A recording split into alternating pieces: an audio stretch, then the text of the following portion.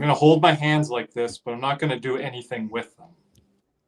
Can you move the cat up a little bit and maybe the rat? We got the cat and the rat, but I'm holding it like this for a reason, Caesar. But I'm not going to do anything with my hands. So Cody, you're not going to do this. Just do this real quick. I don't. That might be it. Guys, if this starts a whole marketing craze and our turnaround of a season, I sure didn't see it coming. I don't know how the hell we won that game, but thoughts? What thoughts do you want me to have? About the game, about the last 4 games? Cody wasn't feeling too good after the second period, and Cody, I don't blame you. I think we were down at that point. What, 7 goals? Look at that, 279 for Canadian from Swerve and Irvin. Appreciate it. Appreciate it. This is Swerve and Irvin, guys. That's over on Clay Canucks live stream. I go over on the Vancouver Canucks channel. He's the moderator over there. He does great work. They do some live stream stuff with their moderators in their chat, which we're going to do with our members now. But something I learned from Appreciate it. Appreciate it, Swerve. So, what do we have to say on this game as we wait on it? Well, before we get to that, you want to go real quick with the Paul Maurice clip here? Sure. Let's go. From earlier this week.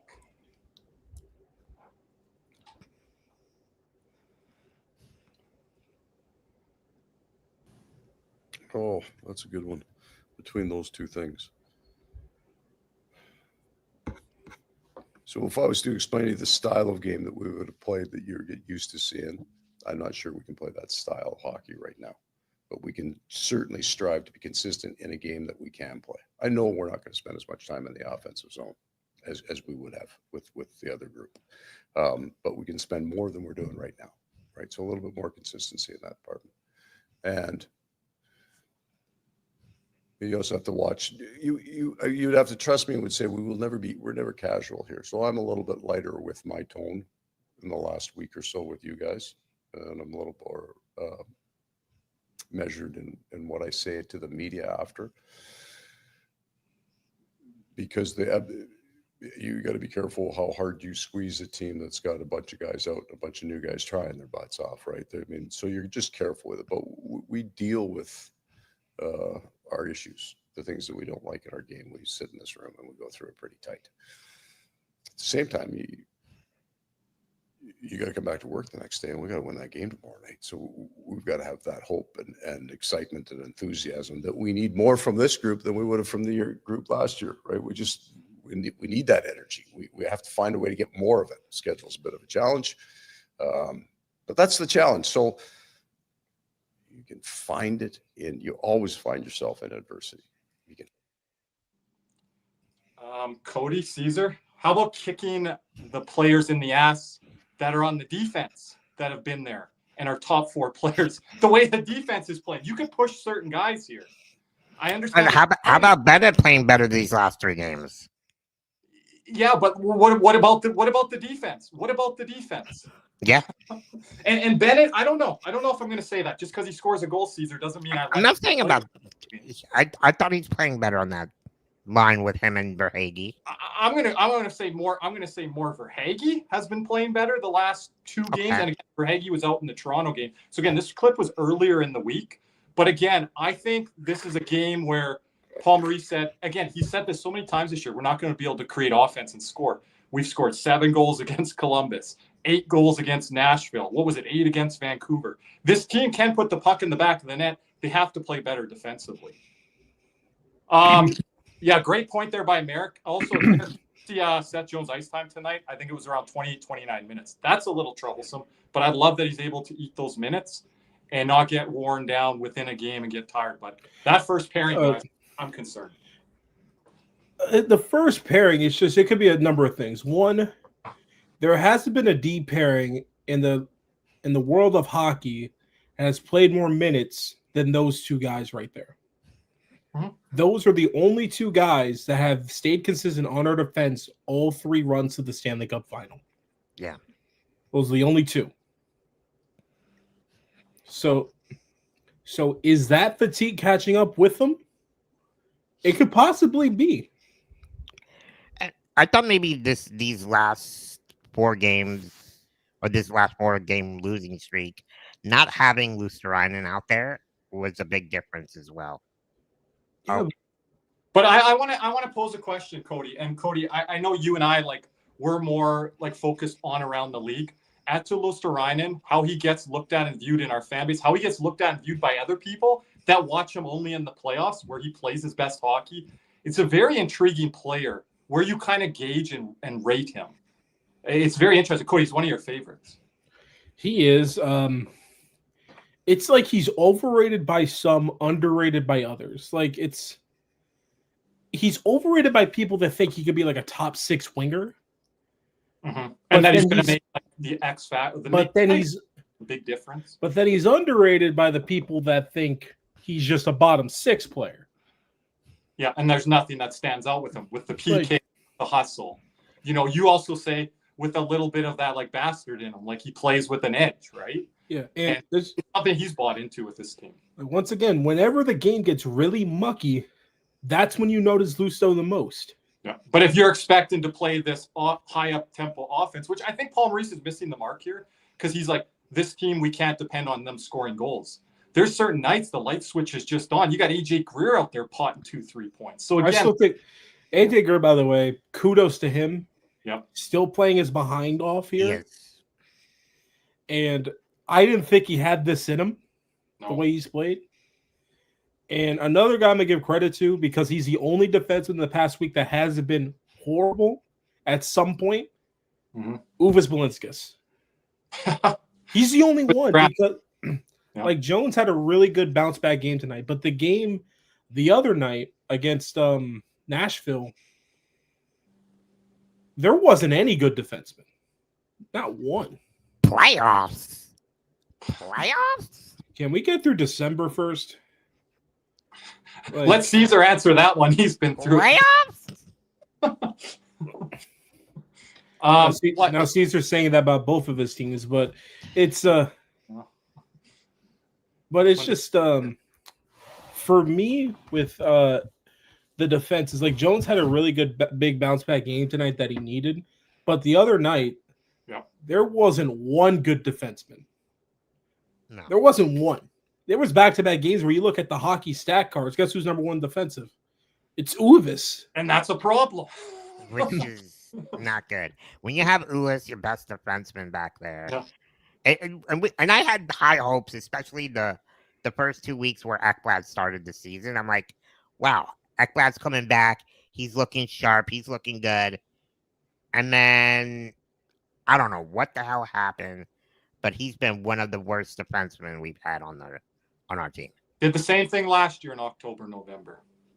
A little bit earlier last year than this year, as comment on, but it's been up and down, Cody, all year at best. Yeah, but you're going to see Petrie back in the lineup relatively soon, because Donovan Sabrango had about 5 to 6 miscues in this game today. People were calling for Petrie not to play. And I'm like, he's not the one that's not playing his. I mean, he's not playing his part, but Ekblad's playing worse. I think Forsling's playing worse than Ekblad. Forsling's there too. People have got to start seeing it. I put a tweet out this week. Alexander Barkov is our best defenseman. A lot of people took to it really well. A couple people did not.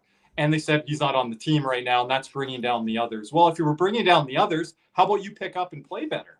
These are professional athletes. I'm not kissing butt here, Right? Yeah, and it's just and it's crazy to think we're only still 5 points out of a wild card. I'm not even thinking about that. Can we win 2 games in a row? I'm just saying in general. It's just the parity this year. I'm not looking at the standings until we win some games in a row. I have been looking at the standings this week, Cody. But again, you lose in tonight, Montreal, Toronto, 3-point game there. You got to be able to make ground up. You have games in hand on some teams. But again, now they're going to be going on the road here after what happens in the New York Islanders game. Be interesting next week how they kind of rally. You got to win those games. But here's the one thing about Florida. And we're going to be here live on YouTube. Here's the one thing about Florida that's very interesting. They have played better against playoff teams. like we've beaten Vegas twice already, or when? I think we already played them twice and we beat them both times. Yeah, the shutout home and we beat them in Vegas. We beat LA. We lost to Tampa by a goal. We beat Dallas. Like we're beating some relatively good teams right now. Yep. It's just Go ahead. It's just the middle teams we can't beat for some reason. Yeah, it's just trying to find that consistency and things like that. Everyone in the chat, if you have any questions with us, the Panthers, we will talk about it here in the next couple of minutes. We do have a guest on deck. We do have some other topics we have to get to. And the other thing is, I know the power play went for 2 for 2, but I don't care. I'm still going to say it. Anton Liddell should still be PP1. Bennett should be on the second power play. I'm going to stand on that one. You mean 2 for 4? So. I don't care what it was. Like they scored twice. Okay, well, 50% to 100. Okay. It's been 0 lately, so it's better than whatever the hell we've had. I had one for I think our guy Diehard told me 1 for 20, 1 prior, somewhere around. But put Lundell back on PP1. Like Bennett is just. Bennett made a lot of reads today that weren't great on the power play, but other than that, Seth Jones was moving that puck around. Everyone was zipping the puck around. Guys were moving it around. It looked really good. And again, the PK is driving this team right now. It's driving this team for momentum. I'm going to say it pulled the game out tonight because when Lundell took that delay of game penalty, that could have been curtains. Columbus could have took a 2-goal lead. And then the Reinhardt hook in overtime. Yep. Where we had more chances than Columbus did. But anyway, boys, our guest has arrived. Oh, you.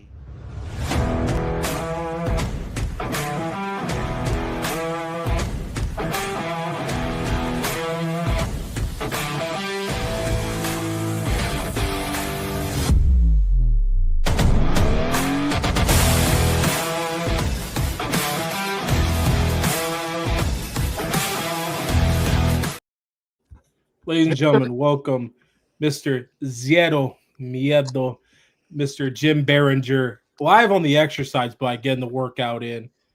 What is up, guys? Yo, Chris Kelly, your style, baby. Quick question. Yes. How does it feel to be on the other side of the winning side? What do you mean? New Jersey up there, Panthers down at the bottom. What are you talking about? Devils lost 5 straight. Well, I was talking to him yesterday after the Vegas loss, Caesar, and the Devils are usually up there in the Metro. Look, I'll say They're this. more pretenders in the playoffs. Look, New Jersey, they got some issues. No Jack Hughes, no Brett Pesci. They got a lot of problems right now. If I was a Florida fan, I'd really be more confident than I am in a New Jersey, just because the team is constructed and put together a little bit better. Again, neither team is playing the best with injuries, but at least I see more life and goal scoring from the Panthers than I do from the Devils. That's the problem. Well, I know we're going to get to the Devils a little bit later. Jim, do you have anything to add on the Panthers here? You heard us a little bit off air, and then we're going to get so I caught some of it tonight. I caught the highlights because I was out on the rink earlier. But the fact that I go to the stat sheet, Verhaeghe, 3 points, Bennett, 4 points, Marchand, 4 points. Marchand's been doing it all season, so yeah. That don't matter. The other 2 guys. I said Bennett has been playing well. Yeah. That's what matters. You need those guys doing it more consistently, especially a guy like Verhaeghe. 2 big goals, down 4-1, get it to 4-3, then you tie it. Wild game in Florida. I like it. Love to see it. That's a game. Maybe a couple weeks ago, Florida ends up losing, but they find a way to win this one. Wild game, 13 goals. But, hey, it's all right. And you got to go back, Jim, to 2-1, 3-2 hockey the very next day, I would say. Yeah. Like, coaches hate this type of game, but if you're on the winning end of it, doesn't matter. Throw it away. I think the best thing is that they have a game the next day. I honestly think that with the coaching stuff, right? Yeah, coaching staff's going to be like, hey, guys, we can't do this every game. But if you're trying to find an identity without your guys there, and these are the type of games you're going to win, then who cares? But I just want to point out Brad Marchand with 10 shots on goal in the game today, with along with 2 block shots, 2 hits. I mean, guy's just doing it all. He deserves some 5th place Hart votes, in my opinion, if the Panthers do make the playoffs. Probably not going to get it, but it's okay. But anyway, the first topic. Look, look as a member of the voting media that votes for the Hart Trophy, I would probably have him in 5th place. But I'm be honest, he's probably not going to get a lot. I know. I just said 5th place votes. I just maybe a team MVP for our team. Yeah. I think he locked that up at the beginning of the year. I'll be honest. Like he's put the Panthers on his back. Like with Barkov and all these guys out, yeah, Marchand team MVP easily. Taco, we recommend that you do not watch us while driving. Just a thought. Yeah, don't do that. He's the one out there on the road doing the laws, so I'm not going to speak on it. That's I'm on the exercise bike, but that's one thing. He's not going to pull you. At least he's stationary, but yeah, I'm on the stationary doing a Chris Chelios. No sauna though. So our co-host Nick Levine, that's not here today. He's going to love that Chris Chelios shout out. But Cody, what were you saying? The first topic on the docket here tonight: the Winnipeg Jets, ever since the Connor Hellebuck injury, have been probably one of the worst teams in hockey. Let's be real here. And talk about MVP. I mean, that's the definition of MVP right there.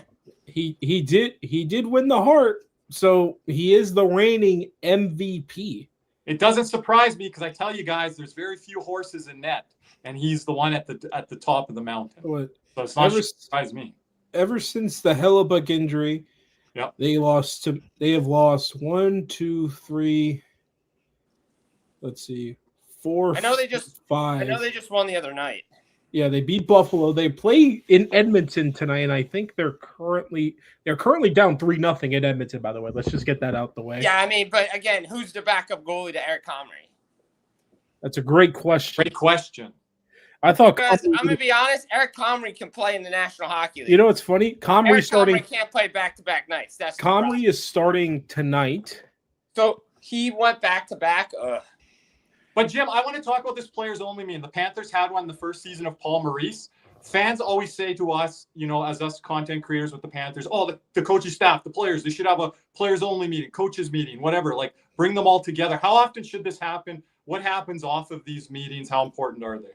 I mean, they should happen not once a season, but if a team's not playing well, like the one the Panthers had one, now in Winnipeg, when the team gets away from the identity that they created under the coaching staff and the way they've been playing, that's when you need to have it. Like me personally, I think the Devils should be having one soon.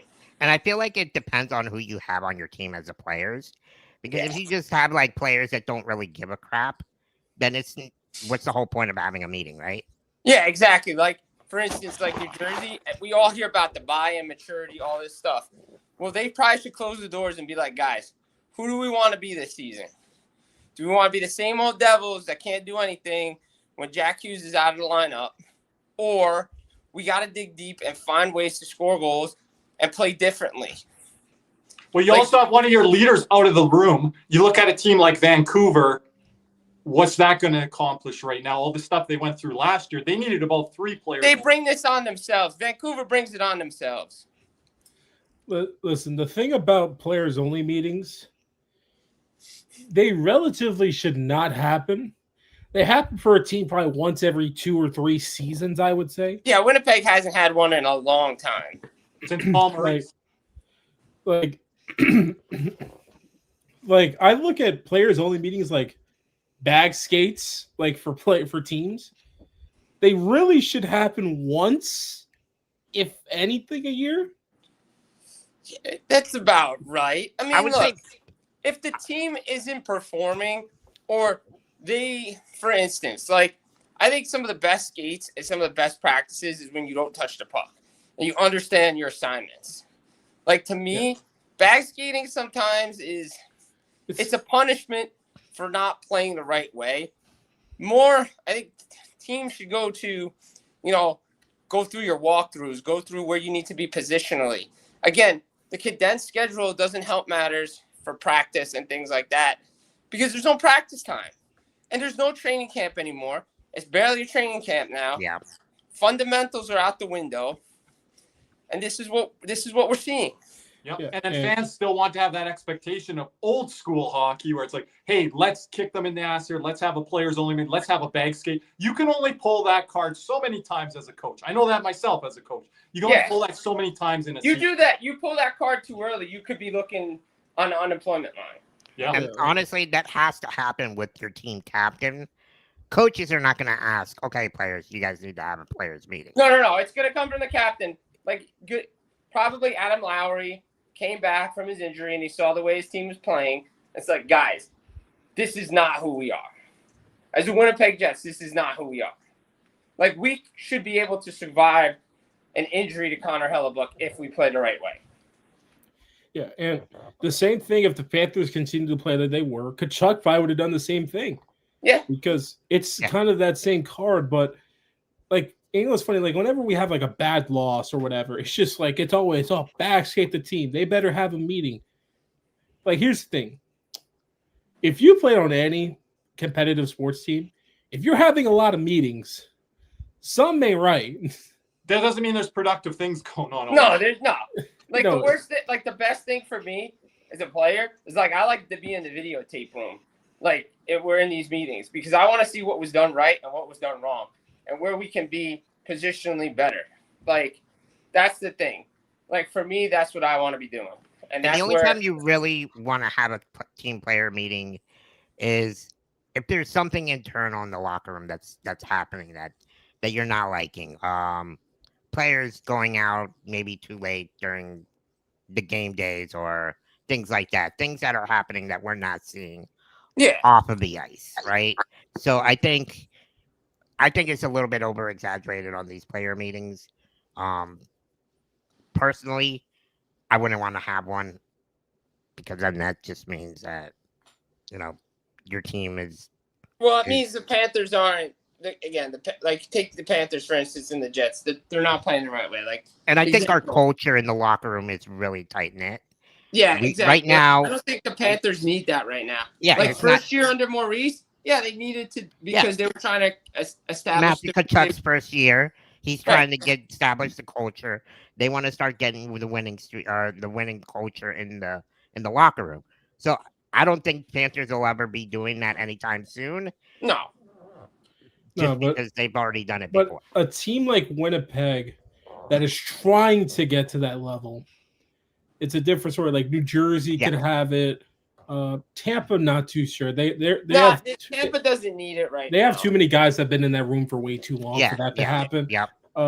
Like New Jersey, I'm trying to think. Like Buffalo could have one. Montreal. Buffalo may have like 3 a year if they. Yeah, well, that's the problem with Buffalo. You shouldn't be having 3 a year. Like that's Buffalo. Like probably like if they probably had one during that 13 game skid last year, they probably would have got to 13 games. But it's just there's a lot of other problems in Buffalo right now too. Yeah. Ted, no, I still don't like the Winter Classic front logo. You'll never change my mind about that. Just saying that logo sucks. No. He's talking about the new one. What, the Winter Classic? Yeah. No, he's talking about the SoFlo one, the blue jersey that the Panthers released. I didn't even see that one. So SoFlo jersey looks hot, baby. SoFlo jersey. I haven't seen it yet. So it's solid. It's solid. Yeah. I mean, again, though we're on Winnipeg Jets again, it's all a money grab. It doesn't matter. Like, how many times are they actually going to wear that thing? But if it's like actually the one they should have gotten and for the Winter Classic instead of that freaking 1963 behind Panther. Whatever. Speaking of winter, gentlemen, how about we head here? The Olympic rink will be smaller. Yes. According to a Team Canada assistant head coach and former head coach of the Buffalo Sabres, Pete DeBoer, said that the rink at the Olympics will be, I think he said 3 feet smaller. Yeah. Which would be right around 83 feet. The NHL rink's at 86 feet. And the normal Olympic rink back in the day used to be 100 feet wide.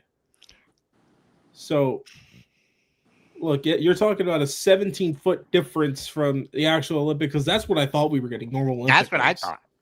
Well, the problem is that, all right, so here's the thing. The IIHF has put in their rule book that all international rinks are going to be NHL rinks, barring dimensions. So all international tournaments are played on NHL-sized rinks now. Again, give or take a foot here or there, right? Most of them are NHL standard. Here's the issue. And again, it came out tonight. Shout out to Kirby for sending me some of this stuff. But this is the issue I've been bringing up. Safety. Can the rink withstand all these games? I talked to some people at the game yesterday. The condenser, the AC unit, the humidifier, none of it's been tested. And can it withstand 16,000 people being in there all day, every day throughout this tournament? And that's the issue. Like, the smaller rink is pretty much done, like the Site 2. But the main rink where the men's hockey is going to be played, for the most part, isn't finished. And there are a lot of concerns about it.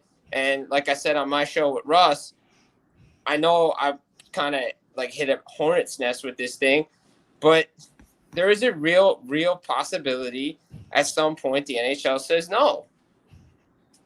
And if they don't go, and I'm be honest, like, I'm being serious here, talking to some people, if they don't go, that clause in the CBA is going to be relooked at, because if stuff gets messed up this year, they may not go in 2030. Now, Jim, let me clarify things that were said on Saturday Night Headlines night with Elliot Freeman. It's been out there as well. They are still going to go regardless of the dimensions. Team Canada has even spoke on this today.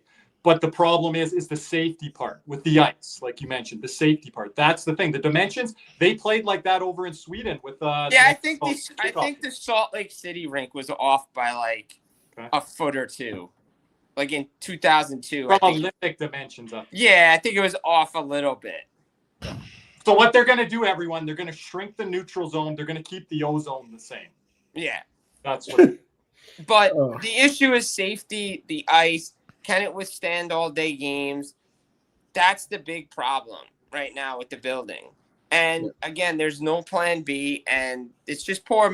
It's just poor project planning. But they've had like years to plan this out. But the NHL, Caesar, said, we'll help you, and then they got pushed away. And then they said after a while, well, we're the guests. We're not hosting this event. It's like someone hosting a big party event or a holiday extravaganza, and they're like, can you email the people for me? Can you call the people? Can you get in touch with them? Who's hosting here, Jim? What are we doing? Right. Like, if the NHL was hosting this wouldn't have been a problem. Right. Like, it really wouldn't have been a problem. Yes, the NHL offered to help, especially with the rink. The IOC said no. A lot of the other Olympic stuff is not up to snuff. Again, I will quote Craig Button, and he's absolutely right. You go to the World Cup, which is going to happen this summer. FIFA basically tells these cities everything has to be up to standard or we're not coming. Like, best players in the world, best athletes in the world, and the IOC all cares about is his wallet. Let's be honest. Like, I'm telling people nothing they don't know already. Like not to get political, but the IOC is the biggest corruption entity going right now. Like, it really is. Like, I'm being honest. They basically sold the NHL on a bunch of bill of goods, but they don't get anything for it. So that's why Gary Bettman and Bill Daly, when they speak and they say, hey, we're not going if there's no rink, you better take them at their word. Yeah, like, it's still kind of sad that the fact that we're even at this point and we're like, what, 2 months away from the tournament? Like, because we're in December February now. 11th is the start of the men's tournament. Yeah, so we're 2 months. So we're about 2 months and 5 days. Right, and the big test event comes next month with the Division 1B World Championships. And so then you'll get to see or whatever, but I still think they're probably going to end up going because I do think they'll probably figure it out by then. At least I hope. If not, the NHL is basically going to say, okay, if you don't get your act together and this thing is not good by January, we're basically saying, okay, we're going to still go, but we're going to Helsinki, we're going to Sweden, we're going to this venue, we're going to that venue. Because, they're going to lose the gate in Italy, but it's supposed to be a TV thing. So if it's a TV thing, for all these players to get exposure for the game than just play it in other places. It's not that difficult. Fuck it. Just keep it here in North America. I mean, look, if the NHL had its way, these Olympics would always be played in North America so they could keep a track of where their players are in North America. Yeah, and it's just like, I can't blame the NHL for being like this. I really can't. No, I mean, they held their tongues for so long. Like, Yeah. at some point, you have to say something. Yeah, and they've stuck to their word. They're trying to send them over there. But if the conditions aren't safe enough, I don't blame them for And trying the to... fact that the PAs also said something now about this, like Ron Hainsey said something about it, that if the conditions are not up to standard, we're not going. Like, the fact that the PA has said something about it now, and it's not just the NHL. Yeah, Hainsey. That means they've had discussions, real discussions about the possibility of not going. And these guys, they're not used to this non-5-star accommodation because a lot of these guys have not played in the Olympics. There's very few, if any. So it's going to be a different vibe and feel when they're there as well. And honestly, the other big thing is, and why I want this to happen so bad for the Olympics is, I've said this before, but it's not only just for the NHL players to go and you see the true best on best. You also get to see some of these guys that play in the KHL, SHL, whatever the case may be, that are playing, they're representing their country, that you don't get to see normally. And they're going against NHL talent. And if they have good tournaments, they can get NHL contracts. Exposure, yep. So, yeah, it's like at the World Championships too, but on a bigger level. It's way bigger because it's like McDavid. Like, I know Crosby was there, but still, like, McDavid usually doesn't go to those. Like, and you're including... I think McDavid actually went to one. He probably went to one, but now I don't think he would go. No, now he won't go. Yeah, and then you also have like teams that we haven't seen at 4 nations, like Germany. Germany's a hell of a squad. Germany's a stacked squad. That's why, like, I'm actually looking forward to this World Cup of hockey because that to me is going to be the real best on best tournament. Like, I'm be honest. Like, everybody can talk about the Olympics all they want. The real best on best is when the NHL hosts the World Cup. Oh, well. Yep. That's a bit hot take. Yeah. I mean, I'm not the only one that said it. Well, we'll see even if they do with Russia then too, Jim. Russia's not. If this thing still keeps going, like I said, don't want to get political. But if nothing is settled by then, they ain't coming. Well, then I put that at a level even close. Because speaking of Canadian, Russia has the best goaltending in the world. I mean, with Shesterkin, Sorokin, Vasilevsky, Bobrovsky. Yeah, who's not going? It's probably end up being. And Russia has won very little in international competition. Yeah, they haven't really done anything since. They haven't. I'm trying to tell my American counterparts this, Jim. They haven't done much. There's one big reason why, and I'll stand on that. All right, so the last gold medal they're not good enough down the middle, really. Well, yeah, because the last gold medal they won was 2018, but there were no NHL players there. Yeah, like I could think of like defensemen. I could think of like a whole bunch of wingers. They used to not have defensemen or depth. They're a little bit better probably. And then, but centers they have none. Like, yeah, they don't have centers. They've always been driven by the wing though. That's the problem when they get into that tournament. The Kovalchuks, the Bures. You know, they did get to the gold medal in '98. It's like messed up. It's like now the Kucherov. Oh yeah, it's because Hasek stonewalled everybody. Yeah, just stonewalled everyone. I mean, yeah, they're the best goalie of all time. I mean, I think it went to overtime or close to 1-0. But I still think I still think they'll go. Yeah, I do too.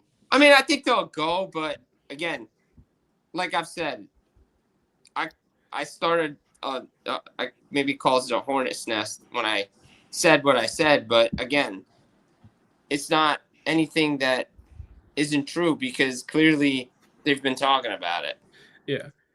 And after that, we got the other news and notes, and one big note that's happening today. It is a huge rumor that Tristan Jarry is on his way to Edmonton. Oh, I thought you were talking about Jim's team. We can start there. Look, that's a big nugget. Like the worst kept secret in hockey is Quinn Hughes to New Jersey. We can get to that in a second, but they talked about it some podcasts, I forget what it was. It might have been 2 months, something like that. I don't know. It's saying Tristan Jarry is going to be traded to Edmonton. Yeah, Oilers Live. Yep, Michael. Oilers Live said it last week. 2 months said it this week. I've talked to some people about it. Nothing's close.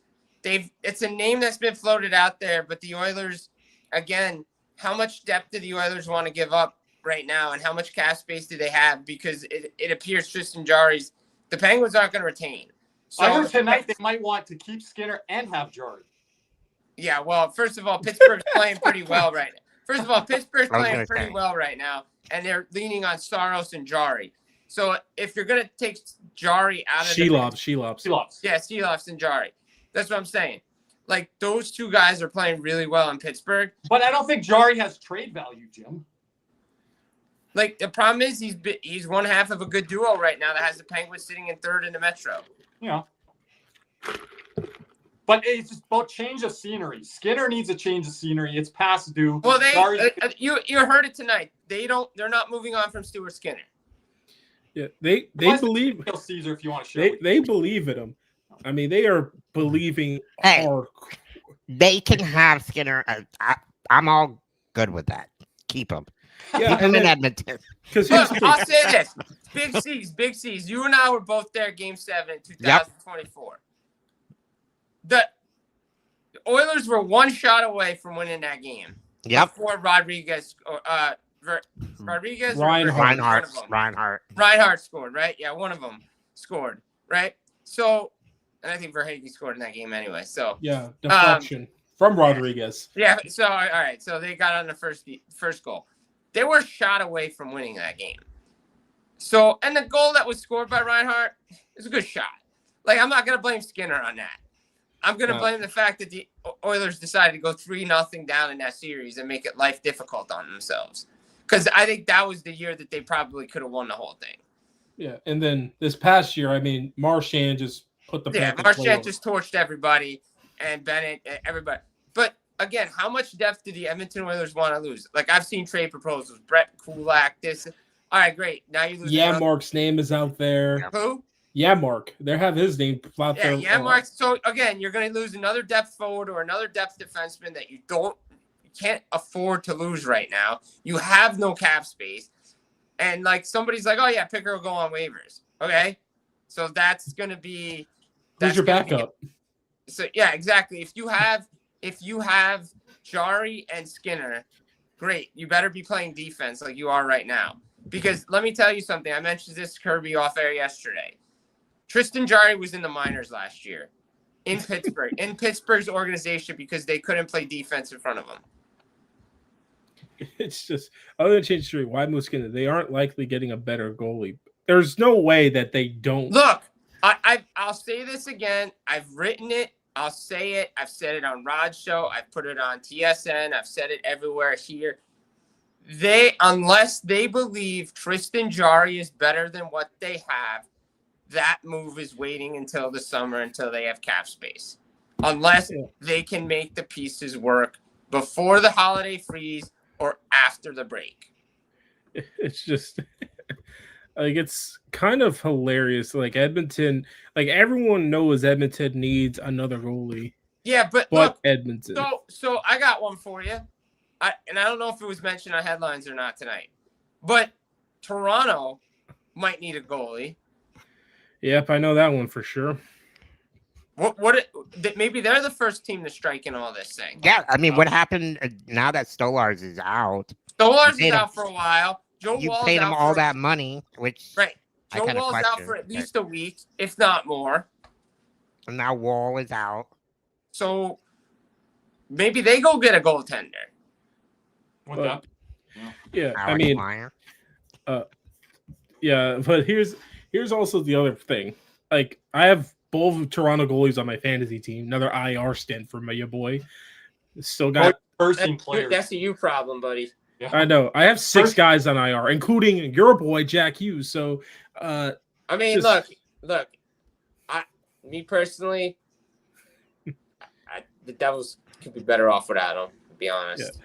Hey, but speaking of trade, this came out today, 4 hours ago, from Frank Saravalli. There is trade chatter picking up around Philip Deneau of the LA Kings.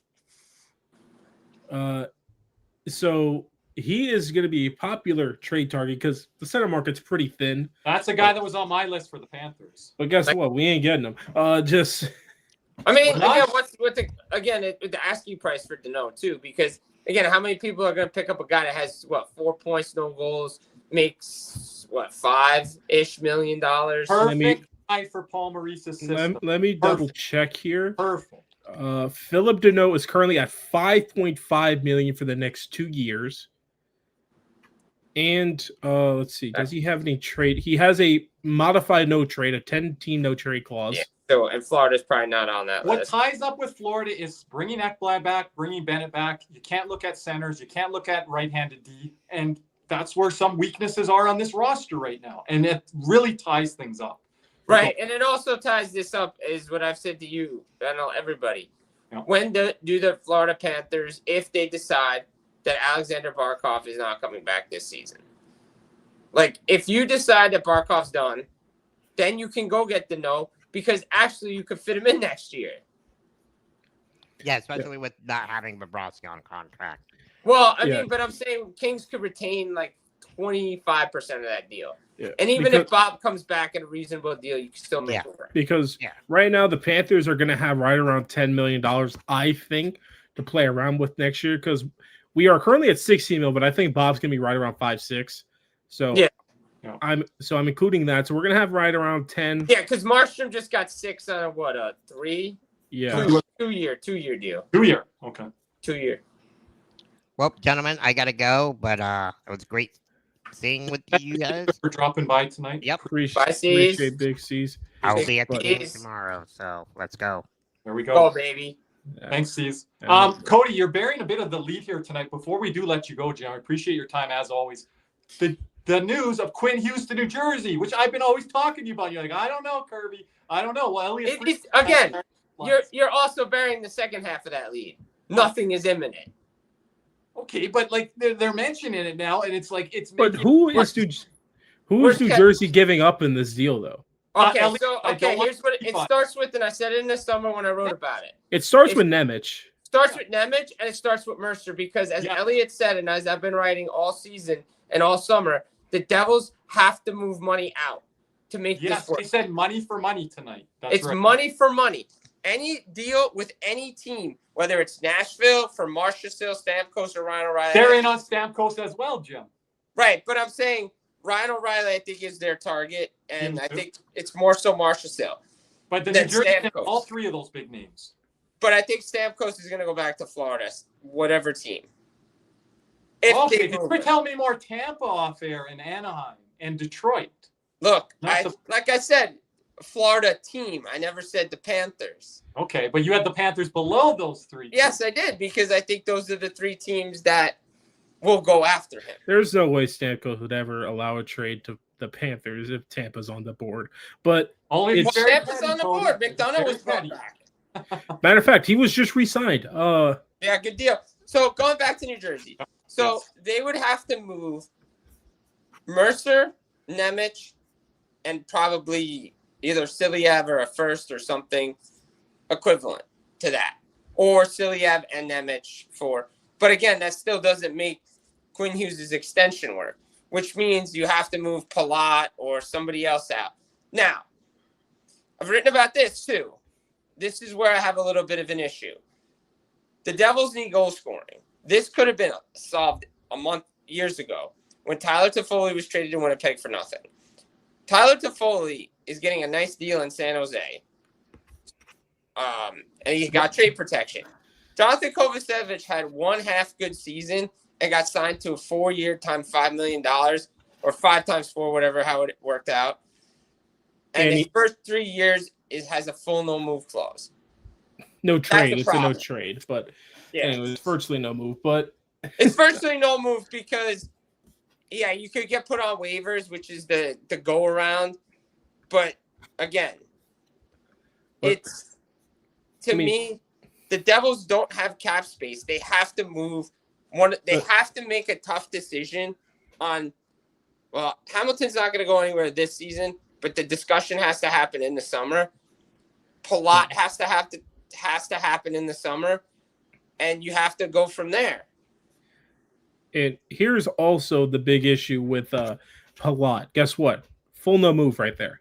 No, he's back to a 10-team no trade. Is a 10-team no trade because they have both symbols here. So I guess they're still working out those kinks. But Like Meyer, you're not moving. You can't really move. Brad, that's untouchable. He's sure untouchable. Then again, he's due for another extension in 2 years. Mercer at 4 and that's a for guy. Hey, we're not tanking. We're retooling. That's the type of trade you're gonna make with. And then Nemec, like those are a combined $5 million, which is still not enough. Nemec is due for an extension, so. But so is Quinn Hughes as July 1st. And and as watching New Jersey and talking with people, like, is Quinn Hughes gonna solve what's going on right now with New Jersey?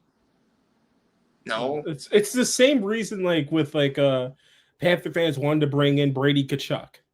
Let's go get Brady. Or look, I'll say this. I will say this. Do I think it can happen? Yes. Will I be shocked if he goes to another team or stays in Vancouver? No. Why? Well, again, Craig Button, very good general manager, very good executive, very good analyst. All you heard was Matthew Tkachuk to St. Louis, Matthew Tkachuk to St. Louis, Matthew Tkachuk goes to St. Louis. Florida made an offer. If Vancouver gets a blowaway offer from the Detroit Red Wings or another team that they can't refuse, he may go there. A team should do that, Jim, because they get him for 2 playoff runs. But Detroit is kind of like Philadelphia for me, to me, unless Philadelphia and Danny Briere, Keith Jones, all those guys really, really believe that they're about to be a true contender or getting out of that rebuild, retool phase, how much do they want to give up? Detroit and New Jersey, to me, are the 2 teams you need to watch with. I think he wants to go to a contender team. It's the Detroit level above. Right, exactly. So it's not Philadelphia. Yeah, I don't think it's Philadelphia. I don't know. And maybe Columbus, no. Now, here's a caveat, which I've been thinking about and I've been texting some people about. With Tom Dundon selling a lot of his shares, I believe majority of the team, if not the whole thing, does the new ownership come in there and want to spend the money that everybody thinks Carolina spends every year? The question is, does he want to go to Carolina? Right. It is in that contender realm. But it's in that contender realm. There's one team I just popped in my head. Anaheim would be intriguing. That could do it. And it has the cap space to do it. And probably are willing to move some pieces to do it. And that team, Toronto, I think they could do it. Because they're looking for that number 1 D2. They've been looking to move Riley for years now. Yeah, but Riley's got doesn't Riley have a full no move? Let me double check on that. Does Quinn Hughes want to stay in Canada and within a big market within Canada like that? That's the question I would have, where he wants a fresh start somewhere else closer to home. Yeah, he has a full no move, but granted, it's only 7.5, so it won't be that much relatively soon. I should say where he was in Florida, but where his family more is in the Northeast, right, Jim? So, yeah, I mean... He's based out of Orlando, but... But would you say Northeast is home? Yeah, I mean, I think... Well, Michigan's home for the Hughes brothers. Okay, Michigan. Okay, Midwest more. Okay. Yeah, I mean, that's their home. They've got roots in Florida, New Jersey. You're saying Michigan. Look, again, do I think anything is imminent? No. I think they've talked, and I think they've talked along the way. But again, everybody's like, oh, Dougie Hamilton could go to Vancouver. Well, guess what? Dougie Hamilton has the Canucks on his 10-team no-trade list. So that's a good move for Vancouver, Dougie Hamilton. I don't think so. Dougie Hamilton doesn't want to play in Canada anymore. He felt it here. Hey, a lot of that was brought on by himself, Jim. Yeah, I understand that, but I don't think he wants to go play in Vancouver.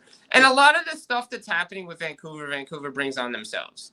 Let's be honest. They do it to themselves. And Vancouver is probably the least desirable of all the Canadian teams now. Because of the media or because where the team's at or what? Again, we've heard all this everything with this team for the last couple of years now too. Ownership. And I'm gonna be honest, the Canucks will Canuck, and would I be shocked if he stays in Vancouver? No. You said the Canucks will Canuck. They've got Jim Rutherford there. The rumors of Dale Talon coming into more power within the management circles. You don't know what they're going to do with trade proposals. It's like the Canucks. I would offer anything. The Canucks Here's the issue. Here's my issue. with the Canucks, and Dennis Bernstein said this, and other people I've talked to said this same thing. You have Jake DeBrusk, you have Brock Besser, Thatcher Demko, Kevin Lankinen, Todd Myers, all these Pedersen. You just put all these guys on long-term deals.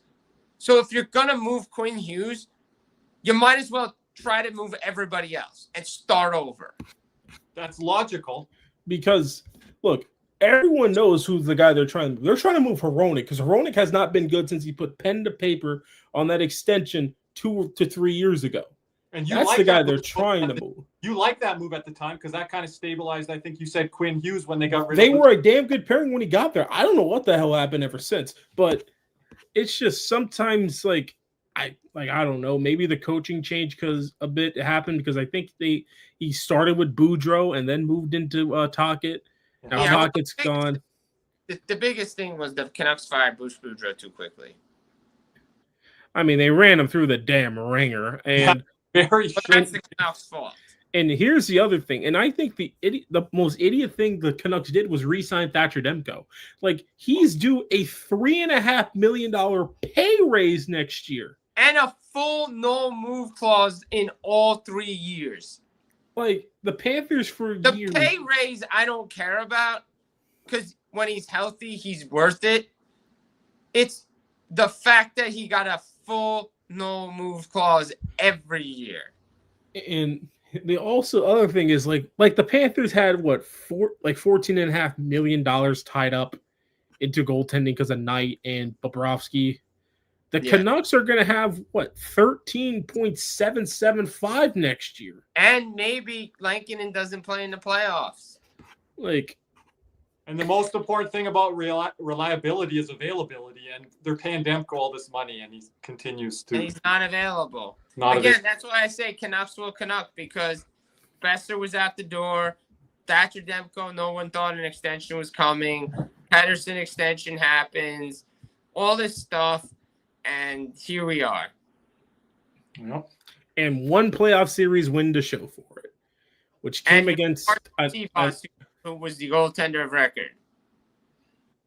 And it was against Nashville. They should have beat Edmonton, but Besser with the blood clot. Nashville should have beat Vancouver. That series was such a slog fest.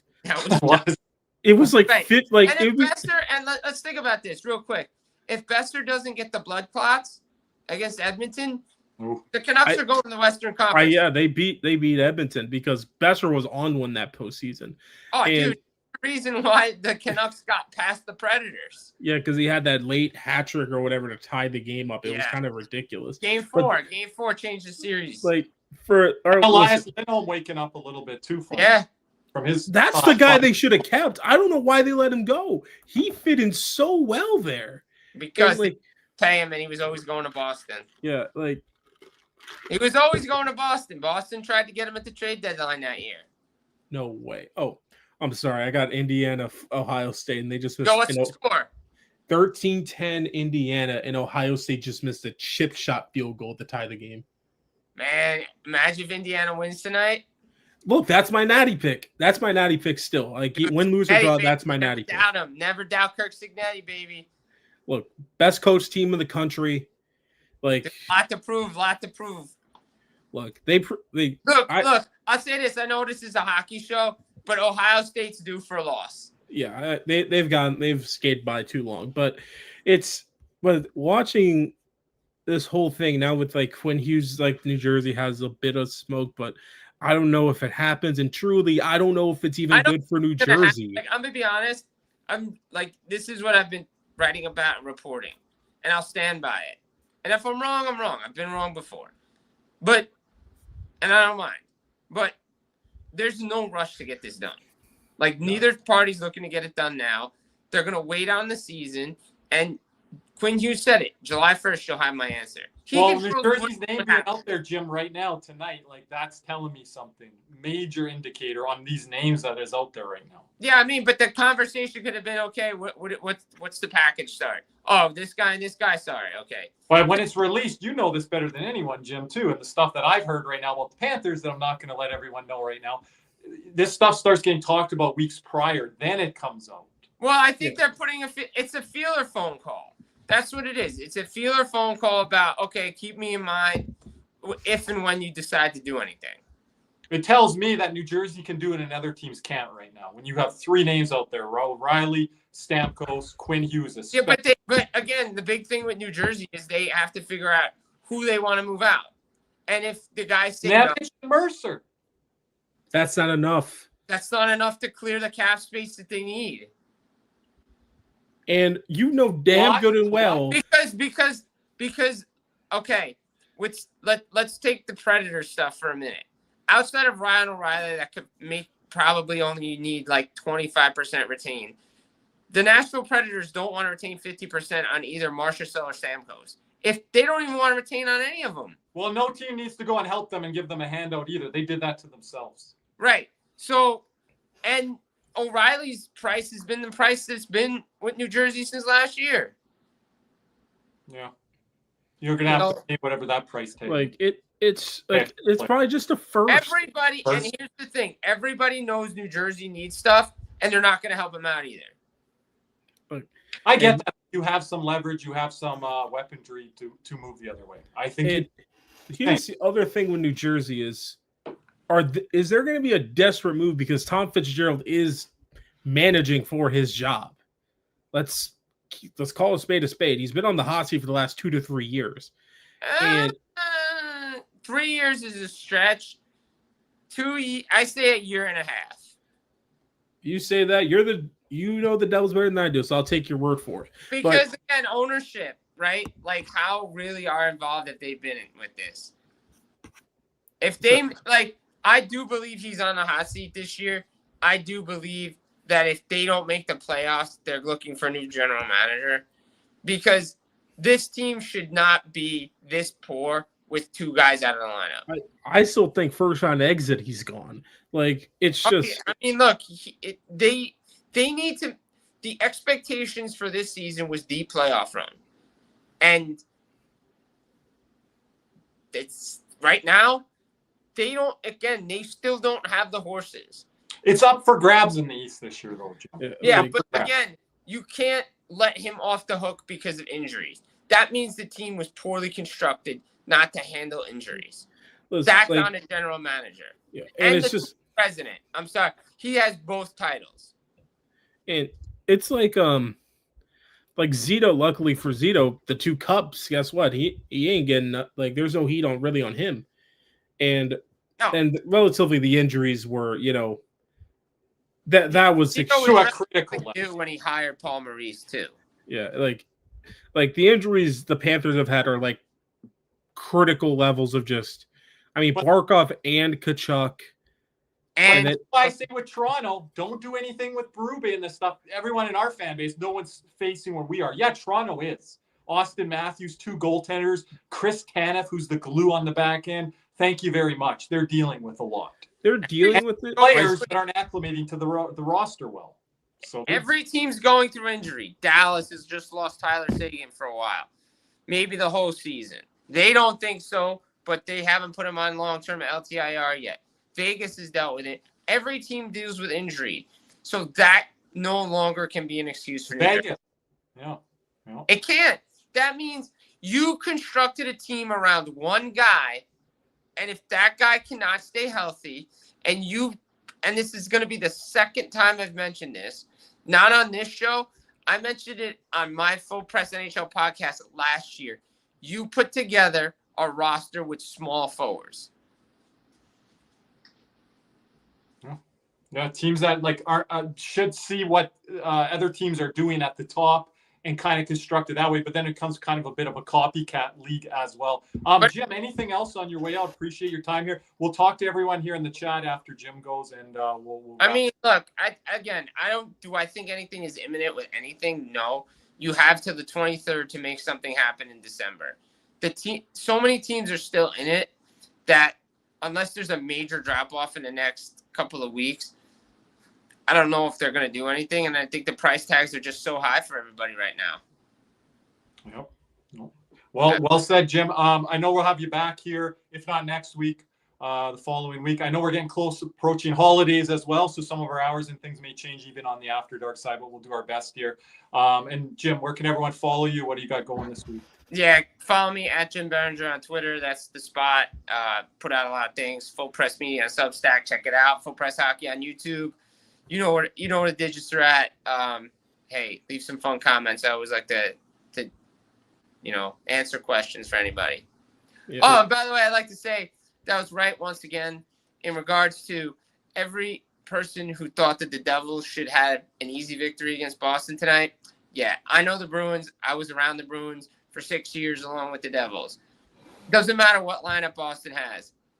If Jeremy Swayman between the pipes, they're tough out. Jim, I thought you were going to mention the thing with the guy wearing blue and white for the Toronto Maple Leafs. I thought you were going to mention that player. That's what I thought you were going to you mean Matthew Nyes. There, yeah, that guy. There we go. That guy, the superstar, right? That's a Jim and Kirby W. Yeah. Superstar elite winger, right? Cody's not listening, but he hears us. Can I get my dub on Mountain Bow then? That's fine. I don't care. You take that. Yeah, I said they had Jacob Fowler in the wings. And Dobosh. He's like 3 years away. 3 years from 3 years being away, right? That's the old... I'm not rushing Fowler. Yeah, I know. They got... Montembeault has to get it together a bit. Not one game and then one game giving up a 6 points. Look, Cody, we give Cody Montembeault. He gives us Nyes. Okay. That's a fair trade. Look, more of an elevated level. Look, I knew Nyes would have been elite. I just wasn't ready to put him in that category until I see him do it. We were ready. I know you were projecting. You were just projecting. No, I was. No. Go back and listen. You were projecting. What Jim knows. I wasn't projecting. We were watching film. Right? We got film. We got film on that guy. Why we gotta do this now? This game's getting hyped. Oh damn! All right, boys. But appreciate it. But yeah, as we say goodbye to Jim, let's hear a word from our sponsors, Caneswear. Panthers fever is here. Are you geared up? Caneswear in Davie is the place for all your Florida Panthers needs. They have the latest gear for our favorite NHL team. Jerseys, polos, t-shirts, hoodies, hats, and more. Caneswear has you covered. Stop by their store in Davie or at pantherswear.com. Again, that's pantherswear, WEAR.com for all your Panthers gear. Another word from our other sponsor, Jeremy Beckham with Beck Sells FLA. Champions don't settle, and neither should you. Let me introduce Jeremy Beckham at Beck Sells FLA, bringing a competitive edge to South Florida luxury real estate. If you want a home that performs in all three zones, location, lifestyle, and long-term value, Jeremy is your power play. The clock is ticking. Let's go for the cup. Reach out now at BeckSellsFLA.com, and that is BeckSellsFLA.com. Cody dealing with some heartburn issues like I have there. What's going on? Just putting up this real quick. YouTube members, listen up. For your chance to win a Sam Bennett 20x14 autograph frame Stanley Cup photo, donated to us from Les Dunbar, your sports memorabilia store. Dual certified from YSMS and the players themselves. YSMS is the official memorabilia provider for Brad Marchand. Visit Les Store online at www.yoursportsmemorabiliastore.com, and good luck and stay tuned to the Cats and Rats YouTube channel. Thank you so much there, Cody, and we'll go over to here. Make sure you guys are subscribed to our channel. Like this video and many other videos. Our Team Canada video last week, our After Dark video, our recap video on the Leafs and Panthers did great numbers. We'll be back on our post-game show for Utah and I believe Dallas, and we'll be doing the live stream for the Colorado Avalanche game. So appreciate your comments on the videos as well. Appreciate all the super chat donations. Another shout out to Swerve and Irvin over there on the Clay Vancouver Canucks stream channel. Make sure to follow Clay Canucks. He's a great guy over there dealing with the Vancouver Canucks post-game shows and things like that. Again, you can buy your own membership here. You can upgrade your membership. We will grant the bronze tier to the Sam Bennett one, but for the Matthew Tkachuk one, you have to be a gold or silver member. You can also gift memberships to members of the community. And again, access to many other great perks if you become a member when we have leftover tickets, that type of stuff. You guys get first priority. We'll reach out to you on that stuff. But on that front, the bronze tier should be like the Ekblad tier, by the way. That's just saying. But moving on here, I mean, now we're just strictly now we're back to the Panthers now. Looking ahead now. Yeah. You have If you the have questions for us in the chat, let us know before we wrap. we have the Islanders tomorrow at, I believe, 4:30. So right after the Dolphins, I get the Panthers immediately after. So maybe I go 2 for 2 tomorrow, 1 for 2. Hell, maybe even 0 for 2. But I'm gonna try to 5 o'clock. I'm sorry, but I got some Christmas stuff tomorrow, so I'm going to try to hustle back for the start of the game. We might be over here on the YouTube channel. Let everyone know on that. Luckily for the Panthers, they will most likely not have to see Ilya Sorokin as they played tonight versus Tampa with a 2-0 shutout win over Tampa. Okay. They will be seeing former Calgary goaltender Mr. David Riddick most likely tomorrow, and Daniil Tarasov most likely getting the start tomorrow.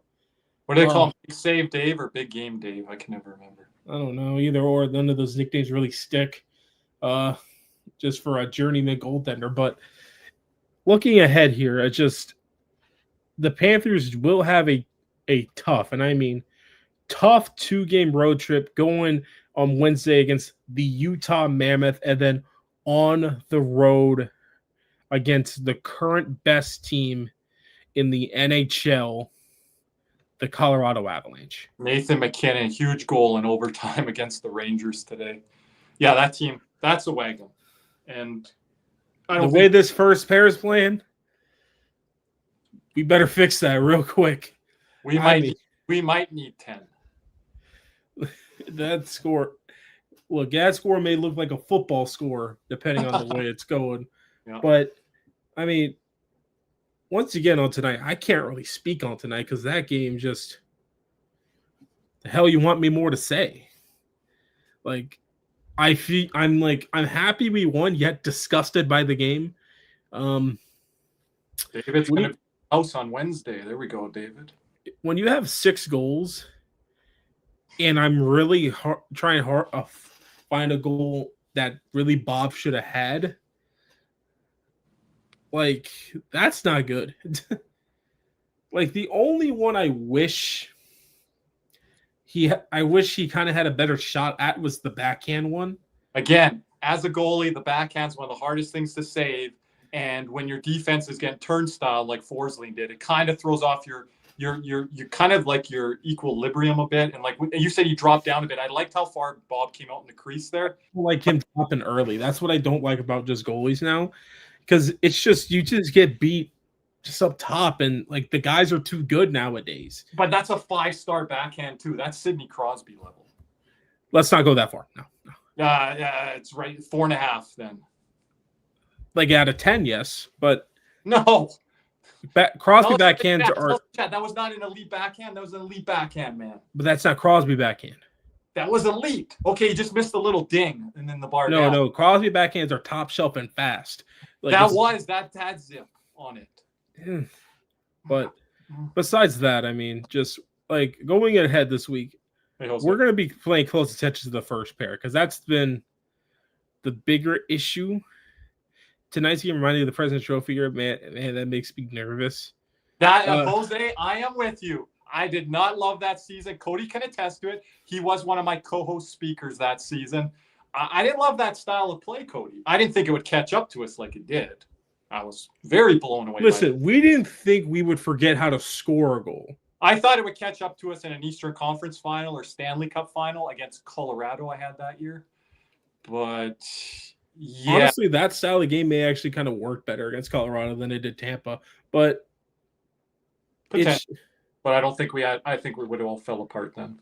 But we just didn't have the guns that year. Like that was Ryan got exposed by that point. Like that was Reinhardt's first playoff run.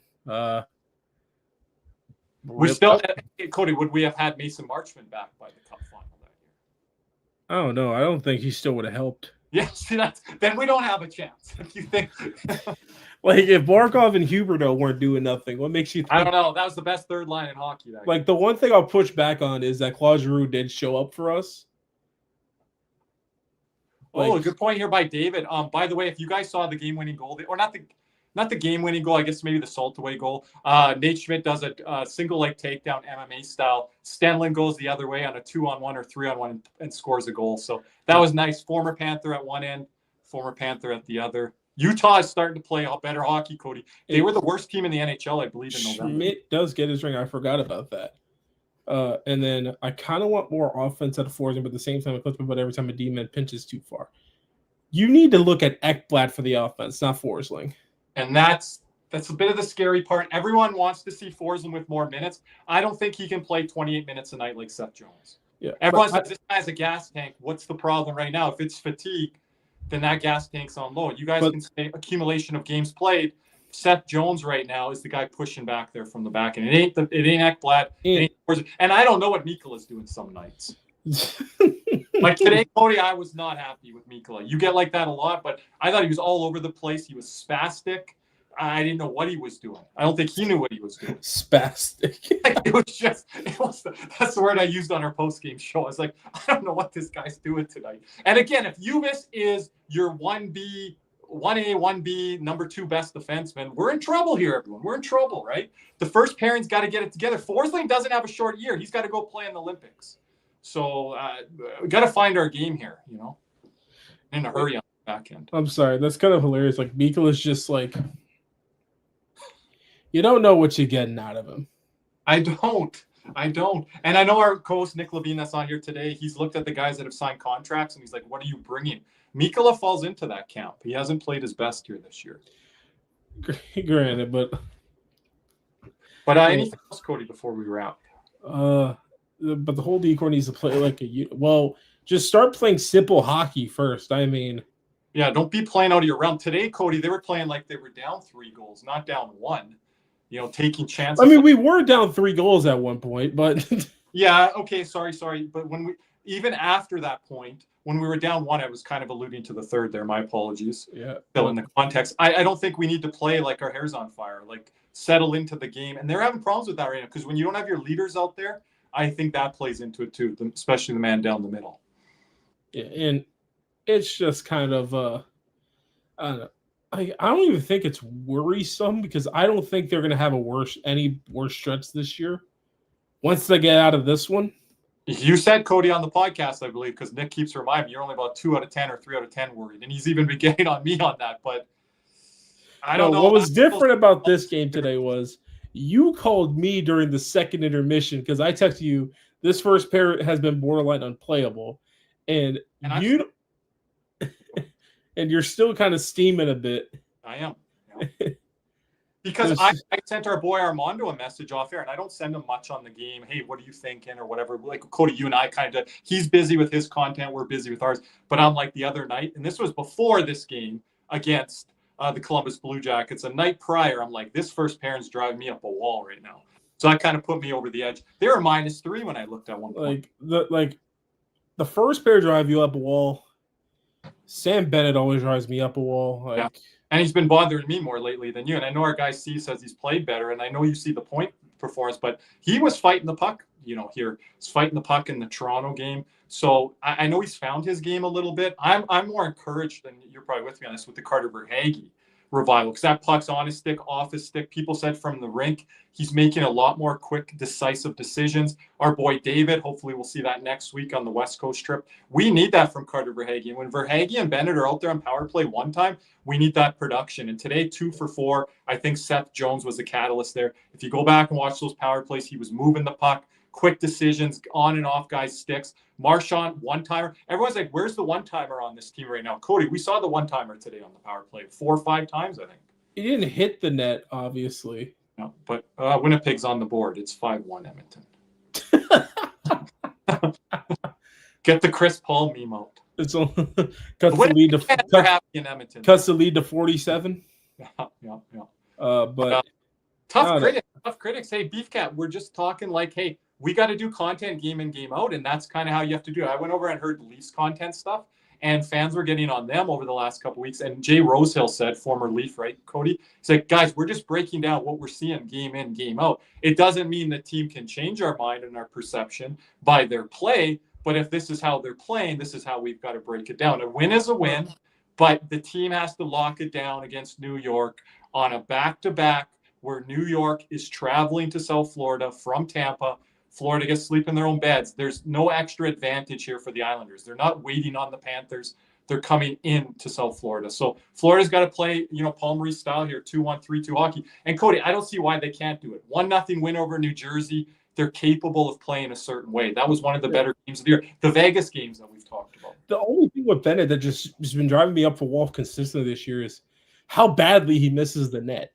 Like, well, I think fighting the puck too, right? And he's trying to go top corner every time he has the puck. But that overtime goal today, that's almost reminiscent, and you're not going to like that's reminiscent of the playoff run. Well, I was going to say the Four Nations goal. It's like, why? Where's that? Where's that play, right? He's at his best when he's around the freaking blue paint. Yep. And north-south catching the puck, 1 or 2 stick handles, boom, decisive decision. Today, before that, he was overpassing. Yeah, he didn't miss it at the Woodsy winner because that's where he scores. Yeah. Look at most of his goals this year. That's where he's at. And if you guys look at that goal, it was Brad Marchand with a nice sauce pass, right? Bennett is a centerman that needs a facilitator on his wing or a guy that can make nice passes to him. Like, I need Bennett to be around the net, not away from it, because when he gets away from it, that's when I start to get kind of worried because. But when he does that Connor McDavid, I'm going to dance through 3 guys. That doesn't work. When he goes beeline to the net and a winger gets him the puck, then that's money. Yeah, then he could, but not when he's trying to tee up a shot, walk into a shot, or skate through 3 guys. That's not his game. And it's like, why do we recognize this, right? It's like it drives you up a wall, right? And those offsides, man, we've been going offside a lot as well and getting caught in the line. We had a 4-on-2 early in the game today. Forsling there. He was the trailer. Whistle blows, offside, right? It's like those are killing. The offside, we have really 2 or 3 main culprits. Mainly, I think right now everyone's out of sync though. Yeah. But I am with you. There is culprit to that. Erod is a bit of it. And every Brad comes and goes with that. Every player is carrying a way heavier load because of injuries. You have to excuse any lack. Well, that's Paul Maurice coach talk there. I don't think that's Kirby and Cody talk there. I think we're going to tell it to you guys like it is. But I think over the last week or two, the accumulation of injuries, I'm with you, Beef Cat. There is some affordance there. We've talked about that with Evan Rodriguez playing the center position. Yeah, I gave Bennett a pass for the last game, the one where Verhaeghe was out with Toronto. Because he's playing with nobody, and I didn't expect much. And when you got Jesper Boquist up the lineup in that situation, but when you got a guy come back, it's like, Jesper, you deserve to be on the 4th line or healthy scratch. Right? I'm going to, I'd rather see Gregor than Boquist. I really do. Yep, you've said that. To me, it's just what is Boquist bringing, at this point? Yeah, you guys let us know in the comment section. You guys let us know about the lineup too with Edson. You guys let us know on Jesper Boquist because I'm not seeing it. Yeah, I have it all year. I'd rather see the coaching staff is giving him chance after chance after chance. Hey, you want to on the 2nd line, on the 3rd line, now down the 4th line. We're not taking you out, right? And again, they don't have a lot of options. This is where I would love. I miss Maxime Mamet so bad because that's the guy that should be in Boquist's spot. And this is where you need, if Devine's in the lineup, I'd like him a little bit higher up the lineup. Mackey had a little bit better game tonight. I know people were saying our post-game show got muscled off the puck, and that's been an issue here of late. Again, just game in, game out, this NHL season, it's a grind, right? And he's still a young player trying to find his way. But again, we need guys to produce now. We can't just have 2-3 young guys. And he says, Jesper and Mackey. At least Mackey created the Erod goal today.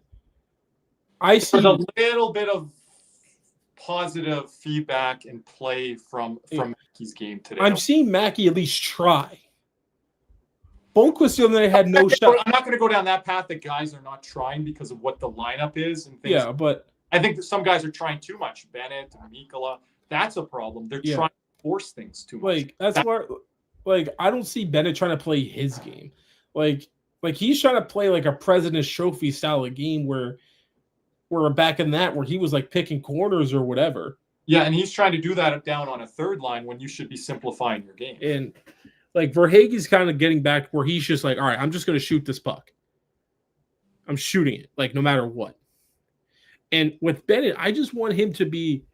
I want Bennett to kind of take Kachuk's role a bit, be around the net, be a pest, be what. Why do people hate Sam Bennett? Because he's a pest when he's around the net. That's why I like Sam Bennett. As a 4th and nice, deep, occasional playmaking defense. He's mostly Casper. But here's the thing about Panthers' 4th line. Fourth line guys, you need to be physical on the puck, always checking, hitting something. That's been the characteristic of all of our fourth lines ever since we've started winning cuts. Because I'm not going to lie, the fourth line at 23, it was just Eric Stahl, and then that was about it. But yeah, there's more of a defined role when the team is healthy, that big and heavy style of Gadjevich and Greer and, whatever center they're going to run with here with Cunnin. Again, not a lot of word on Nosek. I really question his timeline. I know Nick. I don't know if he's coming back because here's the thing. He looked worse off than Barkov at the ring ceremony. So that's what Nick told us. Nick said that earlier in the season. So I'm just going off what Nick has told me, and it's kind of went to form of what Nick said on that. It's just like that's just the main thing. And Lusto first game back had some good moments, had one mistake on one of the goals or whatever. But it's his first game back after missing 8. Like he deserves at least a 2 to 3 game grace period here to kind of get back into form here. Because if it was 3 games, okay, maybe not as much, maybe 1 game, but 8 games, it's about 3 weeks. Just give him a second to kind of get back into it. But you see Lusto and Verhaeghe back in this lineup. It makes the lineup look a hell of a lot better than what it does. So it's just a matter of when Tkachuk comes back, I wonder what the lines are going to look like. Because that's probably going to knock Greer to the fourth line and knock Boquist out of the lineup, in my opinion.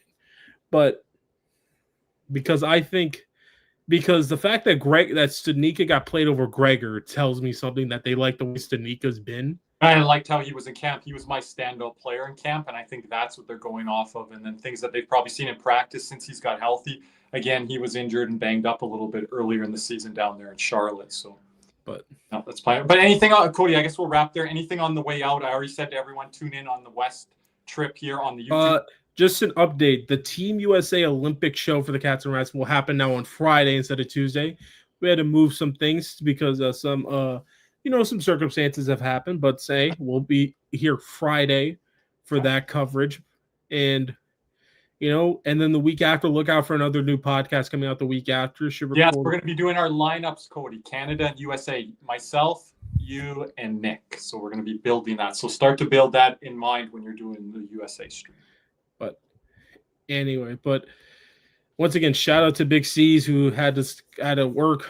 I had to drop out early. Shout out to our normal special guest, Jim Biringer, as always. Once again, shout out to our sponsors, Caneswear, and then at Bexell, Jeremy Beckham, and then also Les Dunbar from your sports memorabilia store. Don't forget memberships there at the bottom as well. If you're looking at that Sam Bennett, Matthew Tkachuk further down the line, some things and nice perks there. But anyway, thank you for joining us in here tonight. For Kirby and myself, once again, we say thank you. And as always, let's go Cats.